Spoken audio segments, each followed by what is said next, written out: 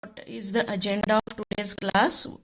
So this is a review of thermodynamics that we are going to study. So in this first one, we are going to learn what is chemical energetics, what is thermodynamics, its scope and limitations, then terminologies and basic concepts used in the thermodynamics, then the types of systems and properties of the system, state of the system, equilibrium and non-equilibrium state, and then different types of thermodynamic processes. So let us go one by one. Expectations and outcomes. So since we are learning about the review of different processes in the thermodynamics, we are going to learn about the fundamentals and the application part. Here to apply these principles in life. That is the outcome. Of course, we are going to see it in detail when we discuss about the different types of thermodynamics. So what is chemical energetics? Right. So chemical energetics is nothing but study changes which take place during the chemical reaction.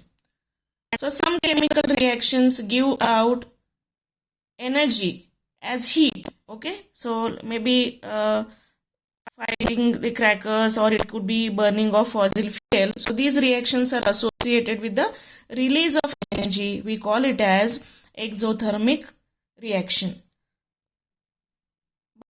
Other reactions which require input of energy in order to make them work.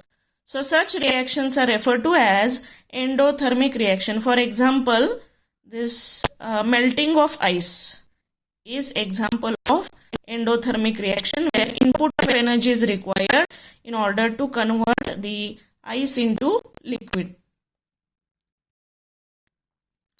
So the question is, why at all chemical reactions are associated with the energy changes? Whether it is exothermic reaction, whether it is endothermic reaction, whatever may be the output, but why there is energy change which is associated with the chemical reaction. So whenever we say that chemical reaction is taking place, it involves breaking of existing bonds and formation of new bonds so that the product is formed. So same thing is shown in this diagram. Here the existing bonds are getting broken and the new bonds are getting formed in the product side, isn't it? So breaking of the bonds requires input of energy. So energy has to be given in order to break the bonds, and are formed, energy is given out. Okay, so this is the reason why the chemical reactions are associated with the energy changes. Once again, I'll repeat.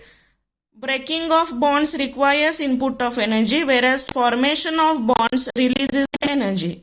So that is the reason these chemical reactions are associated with the energy changes.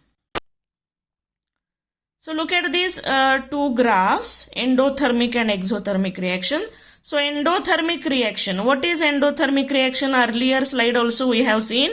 In endothermic reaction, since the system is at a lower energy, the energy from the surrounding goes inside the system. That's why temperature in the vicinity of the system, it drops down. That's why it is referred to as endothermic reaction. So example of endothermic reaction, as I said, melting of ice. Similarly, sodium potassium tartarate, it is dissolved in water. If you touch the beaker, you will find that the temperature of the beaker, it goes down or it drops down. Okay, so that is the endothermic reaction, when the temperature of the surrounding drops down, since the system is at lower energy or heat is low. That's why the energy from the surrounding, it rushes inside. So that is endothermic reaction. So if you look at this particular graph, here reactants are at the lower energy level. So along the x-axis is the direction of reaction, along the y-axis is the chemical energy, standard chemical energy along the y-axis. So reactants at the lower energy level, product are at the higher energy level. So this much gap, energy gap, is reached by absorbing that much of energy from the surrounding. So that's why the temperature in the vicinity of the system, it drops down. So that is the endothermic reaction.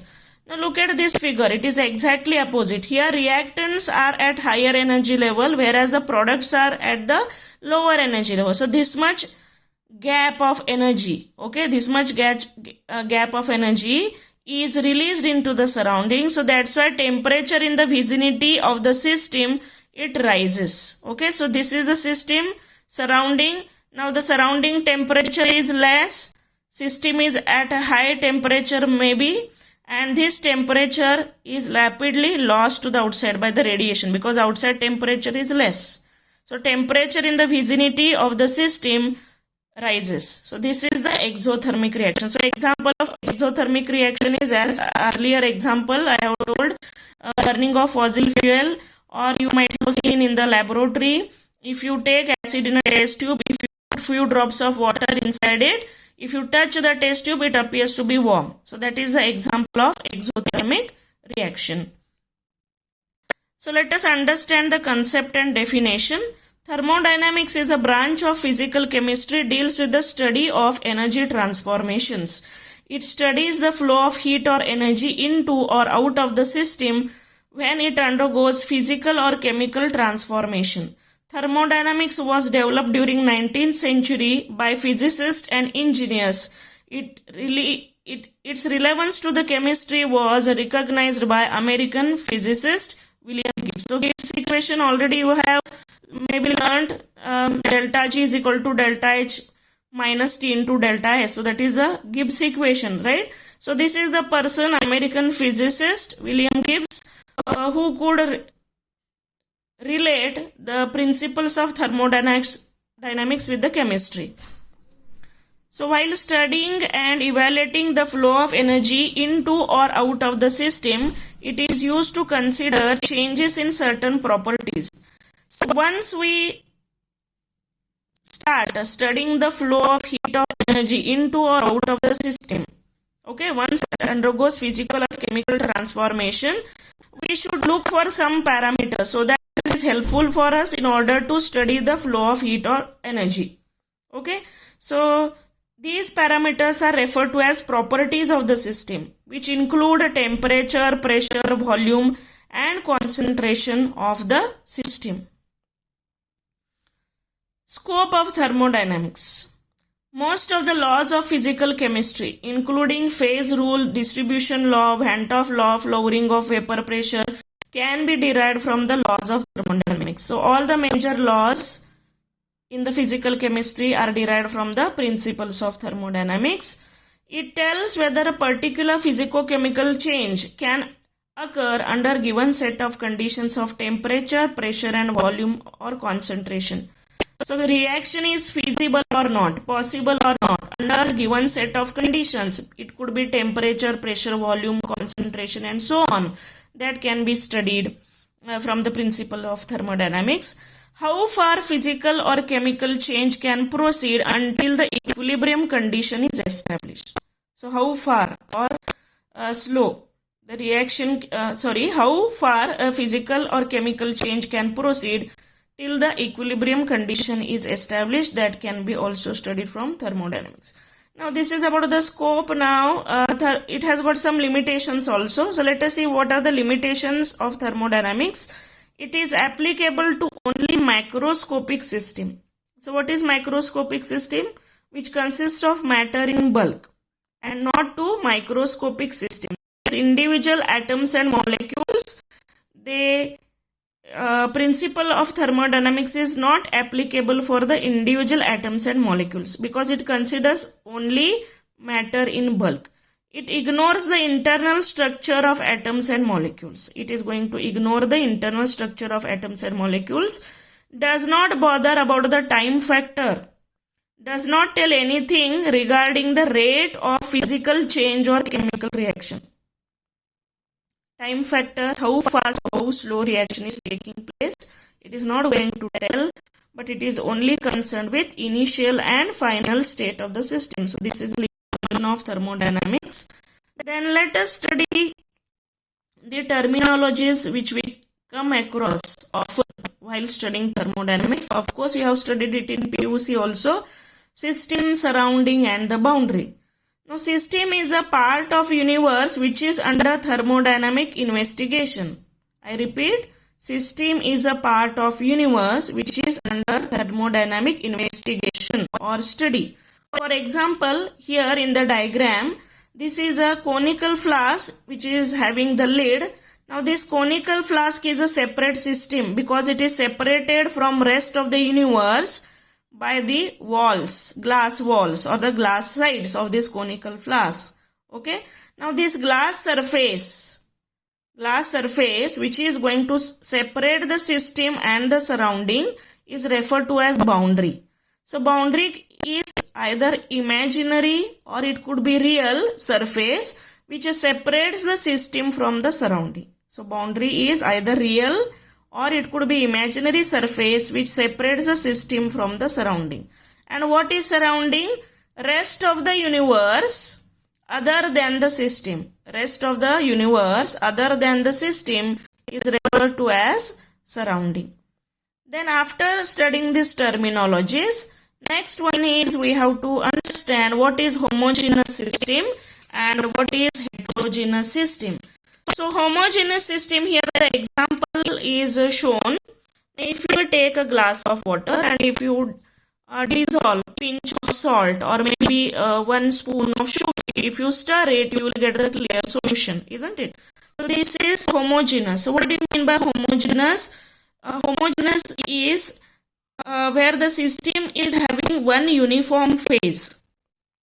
So phase is defined as it is a homogeneous which is physically distinct and mechanically separate. So only one phase means you cannot separate here the salt which is dissolved. Okay. So phase is defined as homogeneous, physically distinct and mechanical separable portion of a system. So in homogeneous system we have only one phase. So once you dissolve the salt, you will get the clear solution. So this is homogeneous system. On the contrary, if we take 1 glass of water and if you put 1 spoonful of oil and even if you stir it, what is the observation? Since the density is more, the oil is going to float on the surface of water. Now this is immiscible. Now here if we can see, the system has got 2 different phases. Okay, 2 or more phases. It is physically distinct because they are immiscible. Physically distinct and mechanically you can separate them. Okay, so this is heterogeneous system. This is homogeneous system and this is heterogeneous system. Then further we are going to study about the types of systems: isolated system, closed system and open system, depending upon the nature of boundary. Now when we say boundary can be either open or closed. When boundary is, we are talking about when boundary is open or closed, we are talking about the exchange of matter between the system and surrounding. When boundary is open, there is exchange of matter between the system and surrounding. When boundary is closed, there is no exchange of matter between the system and surrounding. Suppose we are there sitting in a classroom, doors are open, students can enter inside. Once the lecture starts, the door is going to be closed and no outside student can enter inside and inside students cannot go outside. So there is no exchange of matter between the system and surrounding. So that we call it as boundary is open and boundary is closed. So we are talking about the exchange of matter. Boundary can be insulated, it can be non-insulated. When boundary is insulated, there is no exchange of energy between the system and surrounding. When boundary is non-insulated, there is exchange of energy between the system and surrounding. For example, this in isolated system, the boundary is both closed as well as insulated. The example is thermos flask. Boundary is closed because you have closed the lid. So that's why there is no exchange of matter between the system and the surrounding. And the boundary is insulated. So inside we have insulation. Suppose we have taken hot tea or hot water in the thermos flask. Since the lid is closed, there is no exchange of matter between the system and surrounding. It is insulated. That's why few hours, the almost maybe more than 4 to 5 hours, the liquid which you have taken inside, it is going to retain the temperature, since there is no exchange of energy between the system and the surrounding. So that is called as isolated system. Second system is called as closed system, where the boundary is closed but it is not insulated. The boundary is closed, that's why there is no exchange of matter between the surrounding system and surrounding. But since it is not insulated, there is exchange of energy between the system and surrounding. So here the example is that of maybe hot coffee you have taken inside the mug and you have closed the mouth with some lid. Okay.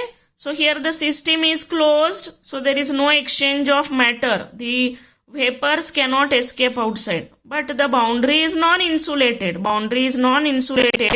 So that's why there is going to be exchange of energy. So after few hours, the hot coffee will not be hot, but it will be converted into cold coffee if it is a cold season. Okay, cold weather. Then come to open system, where the boundary is both open and non-insulated. Boundary is open, that's why there is exchange of energy between the system and surrounding. Boundary is non-insulated, that's why there is exchange of energy between the system and surrounding. So again here the example of hot coffee itself. Now in this case, for the closed system, the mouth was closed by some lid. Here it is open. Okay. So there is exchange of matter between the system and surrounding. The vapors can escape outside. The boundary is non-insulated. That's why the energy can also escape outside. So after few minutes, here in this case, it may require more than 15 minutes or maybe 20 minutes if it is hot. In this case, in 5 minutes, it will become cold. Okay. So this is the example of open system. Then come to intensive and extensive properties. Intensive properties which does not depend upon quantity of matter present in the system. For example, if we take glass of water having temperature 40 degrees centigrade. If I take one drop of it or few cc's also, if I take out, the temperature is going to be the same. It will be 40 degrees centigrade. So here the matter, quantity of the matter is not at all important. So that's why it is not going to depend upon the quantity of matter present in the system. Extensive properties, the property that depend upon the quantity of matter present in the system. So here the quantity of matter is important. Volume, entropy, etc. So extensive properties are additive. So extensive properties which is going to depend upon the quantity of matter is additive. In the sense, whatever the end product, end result we get, that is a contribution made by individual atoms and molecules. That's why it is additive. Whereas intensive property is not additive. Okay. So example, when mass is doubled, the volume is also doubled. When mass is doubled, volume is doubled and vice versa. Okay. Then equilibrium and non-equilibrium. Before that, what is the state of the system? Always we tell, consider the system in the initial state, consider the system in the final state. So what is this state? So thermodynamic system is said to be in a certain state, that is initial, final, intermediate, whatever it is, certain state when all its properties are fixed, in the sense they have definite values. For example, we can define the state of the system by initial temperature T1, initial volume V1, final temperature T2, final volume is going to be V2. So they have got fixed values. Okay. So thermodynamic system is said to be in a certain state when all its properties are fixed. So properties in the sense, once we decide to study the flow of energy into or out of the system, directly we cannot study, but we have to concentrate on the changes with respect to certain properties. Earlier also we have seen. So what are these properties? Either it could be temperature, pressure, volume, so on. Okay, so the fundamental properties which determine the state of the system are pressure, temperature, volume, mass, composition, etc. Okay, so since a change in the magnitude of such properties alters the state of the system. So slightly if I change, it is going to change the state of the system, or if I change the state of the system, the properties of the system will also change. It is a vice versa. So that's why they are referred to as state variables or thermodynamic parameters. Okay, once again I'll repeat.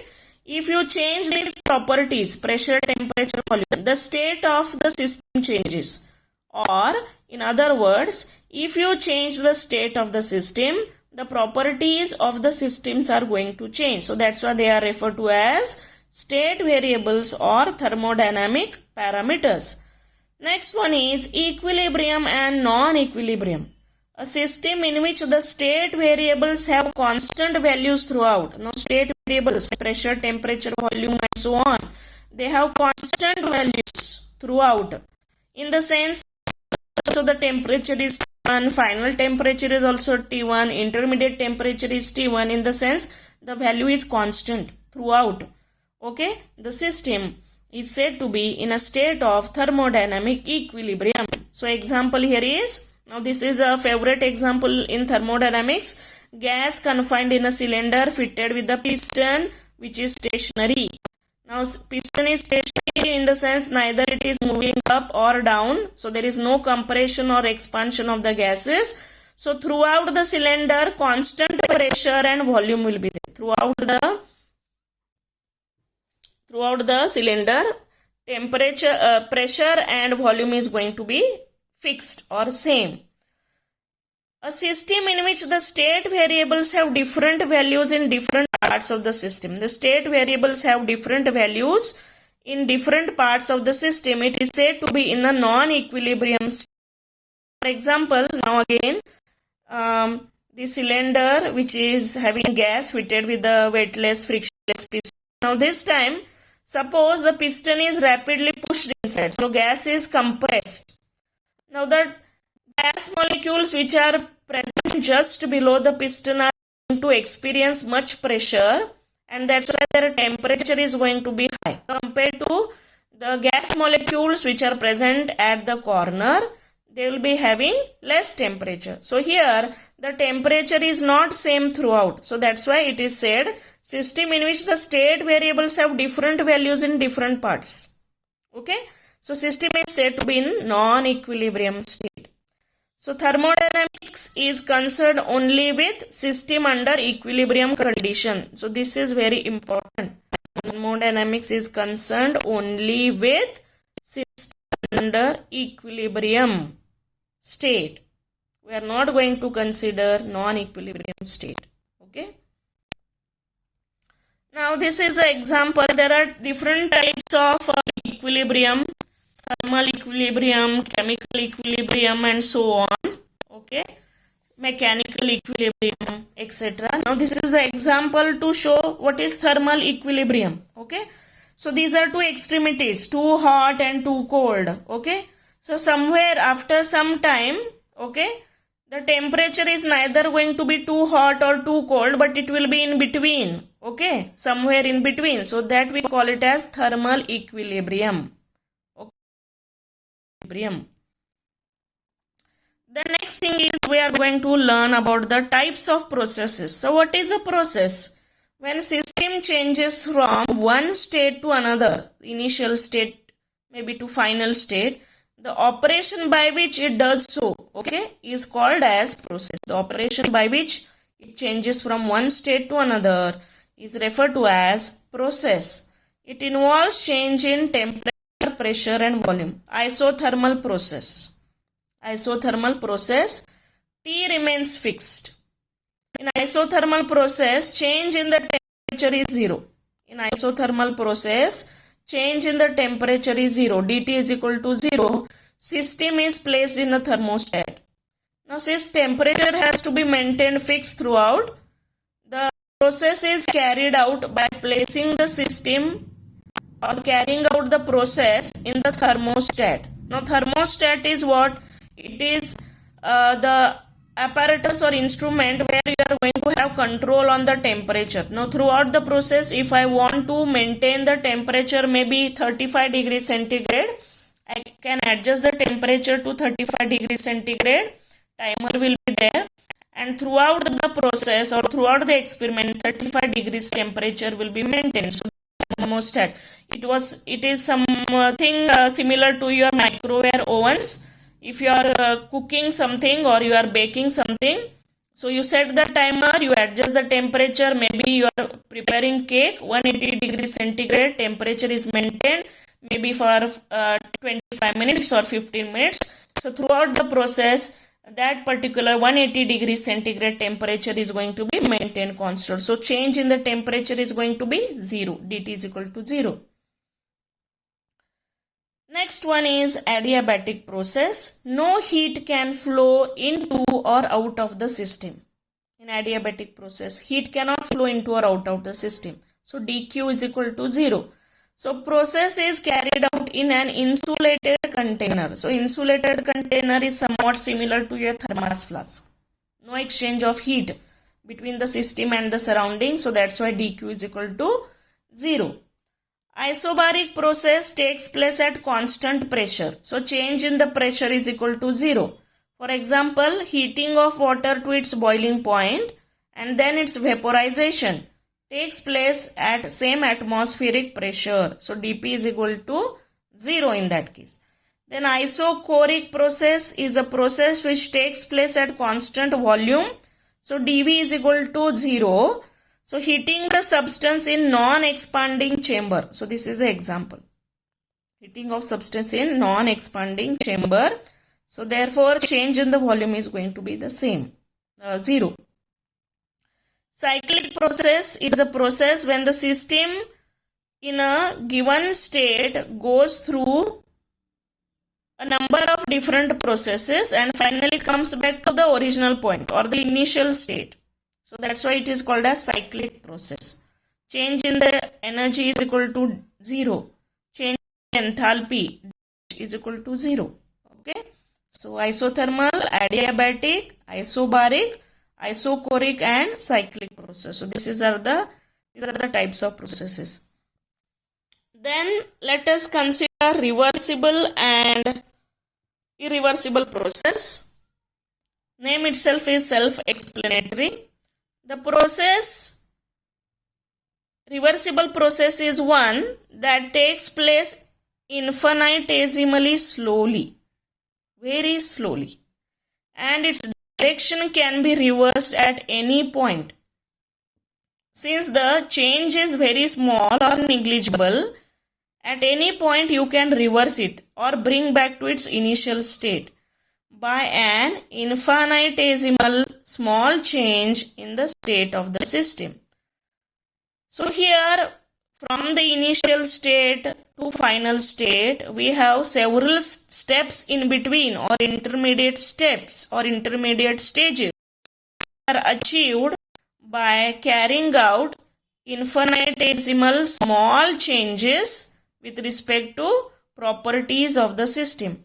So that's why it proceeds from initial to final state through an infinite series of infinitesimally small changes at initial stage, final stage and all the intermediate stages in between. The system is under equilibrium state. So as the change at each stage is negligible. So here we can have again the example of the cylinder which is having the gas inside fitted with the piston. Now initially the piston is stationary, neither moving up or neither moving down.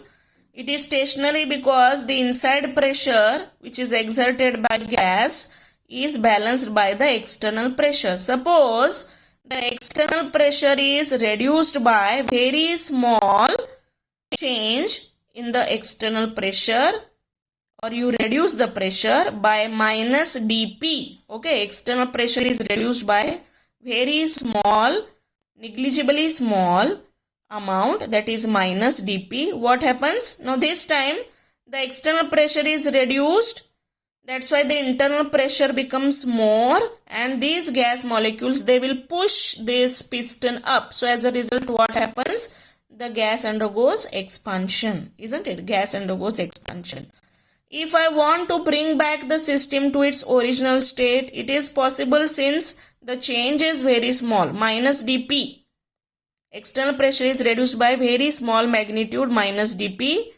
If we want to bring back the system to its original state, minus dP will be made plus dP. So whatever external pressure you have reduced, that much pressure again if you place here on the lid, the piston will come back to initial state. It will come back to initial state. So we call it as reversible process. Then what is irreversible process? Now here, when the system undergoes from initial to final state, it will be one step process. There are no intermediate steps involved in between. Okay. So when process goes from initial to final stage in a single step and cannot be carried in reverse order. So from initial to final only one step. So energy gap is more. That's why it cannot be brought to the initial state. Okay. So that's why we say that the system is under non-equilibrium. System is in equilibrium state only in the beginning, at the end, but not at the points in between.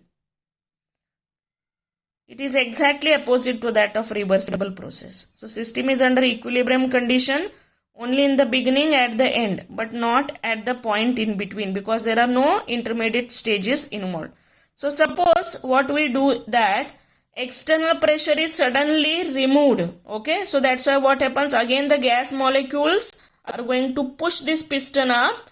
There is sudden expansion of the gas, but since the energy gap is more, system cannot be brought to the initial state. Okay, so this is about the irreversible and reversible process.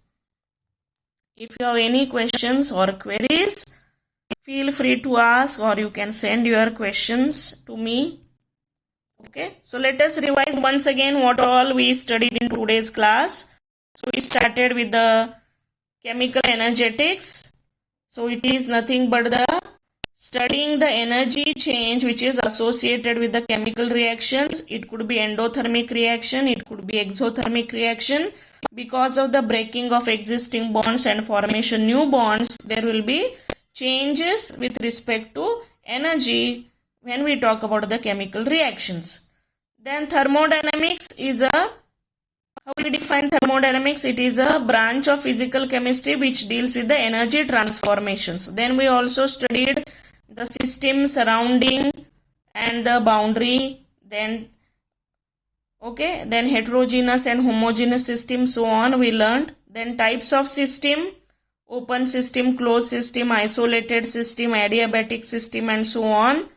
Properties of the system we have studied, equilibrium, non-equilibrium, and so on. Then further equilibrium and non-equilibrium types of processes we have learned, that is adiabatic process, isothermal process, isochoric, isobaric, and so on. Equilibrium is achieved whenever the system is, all state variables have constant values throughout. We say that it is under equilibrium state. When they have different values at different stages, we say that system is under non-equilibrium state. Okay, so that is about the today's class. Thank you for attending. This is a beautiful